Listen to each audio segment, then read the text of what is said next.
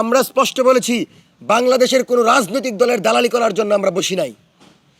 বাংলাদেশে জামাত, BNP, NCP, সে যে দলেরই হোক, ভুল করার সাথে সাথে গণতান্ত্রিক প্রক্রিয়ার মাধ্যমে আমরা তার সমালোচনা করব।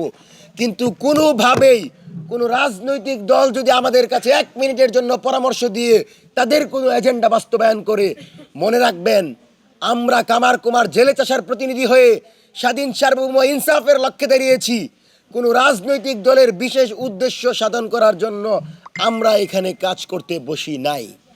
সেজন্য এই নির্বাচনে যদি সকল রাজনৈতিক দলও বলে নিরাপত্তা ব্যবস্থা সুষ্ঠু আছে, যথেষ্ট আছে, আমরা দীপ্ত কণ্ঠে বলছি, যেই পরিস্থিতিতে জাতীয় নেতৃবৃন্দের আইডি হ্যাক হয়ে সহিংসতা ছড়ায়, যেই পরিস্থিতিতে রাষ্ট্রের গুরুত্বপূর্ণ নথি বাহিরের দেশের সাংবাদিকের কাছে যায়, যে পরিস্থিতিতে সামরিক বাহিনীর উপর আক্রমণ হয়, যে পরিস্থিতিতে মিডিয়া একটি দলের শুধুমাত্র প্রচার করে অন্য দলের প্রচারের একটি খবর বের করে না, সেই পরিস্থিতিতে নির্বাচন সুষ্ঠু হবে এটা পাগলও বিশ্বাস করে না। সুতরাং 12 তারিখের নির্বাচন সুষ্ঠু হবে না বলে আমরা মনে করছি, এবং সুষ্ঠু করার জন্য নিরাপত্তা ব্যবস্থা সর্বোচ্চ জোরদার করার দাবি জানাচ্ছি। আপনি লক্ষ্য করেন, মাঠে এখনও 60% অস্ত্র রয়েছে। যেই অস্ত্রে জুলাইয়ে চুরি হয়েছে সেই অস্ত্র উদ্ধার করা ছাড়া নির্বাচনে যাচ্ছেন, আর আলু উপদেষ্টা বলছে যে অস্ত্র মাঠে থাকলেও সেটি ব্যবহার হবে না। তাহলে সেই অস্ত্র নিয়ে কি তারা বসে বসে আঙ্গুল চুষবে? সেই অস্ত্র নিয়েই তো জামাতের প্রার্থীকে প্রকাশ্যে শেরপুরে হত্যা করা হয়েছে, আর হাইকোর্টে এসে অগ্রিম জামিন দেওয়া হয়েছে। এই হচ্ছে বিচার ব্যবস্থা। প্রধানমন্ত্রী হওয়ার আগে প্রধানমন্ত্রীর চেয়ে বেশি প্রোটোকল দেওয়া হচ্ছে।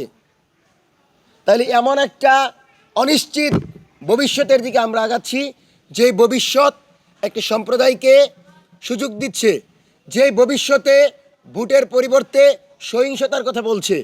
সুতরাং আমরা কোনোভাবেই মনে করি না এই নিরাপত্তাহীন পরিবেশে বাংলাদেশের 12 তারিখের নির্বাচন সুষ্ঠু এবং অবাধ নিরপেক্ষ হওয়া সম্ভব।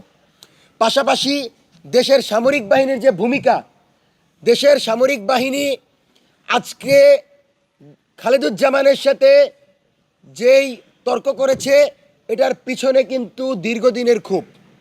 খালেদুজ্জামান সে বলেছে যে সেনাবাহিনী নানি চাটাচাটি করেছে।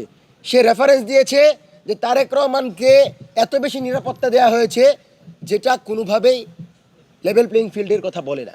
সে বলতে চাচ্ছে যে আমি তারেক রহমানের প্রতিদ্বন্দ্বী, তাহলে আমাকে কেন তার মতো নিরাপত্তা দেওয়া হবে না।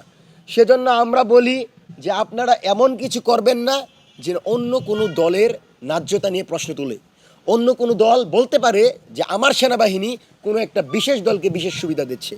আর খালেদুজ্জামানের বুঝতে হবে যে আমিরে জামাতের আসনে যে বিএনপির প্রার্থী, তাকে আর আমিরে জামাতকে কি সেনাবাহিনী একই ট্রিট করবে? এটা কি সম্ভব? তো তারেক রহমান আর খালেদুজ্জামানের সাথে কি কারণে সেনাবাহিনী একই ট্রিট করবে? এটা তো বাস্তবসম্মত ধারণা হতে পারে না।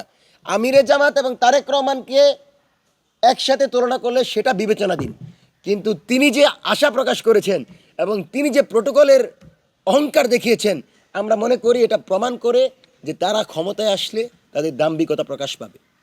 সেজন্য খালেদুজ্জামান পরবর্তীতে যদি ক্ষমা না চাইতো, আমরা সরাসরি তাকে অবাঞ্ছিত ঘোষণা করতাম জনগণের পক্ষ থেকে।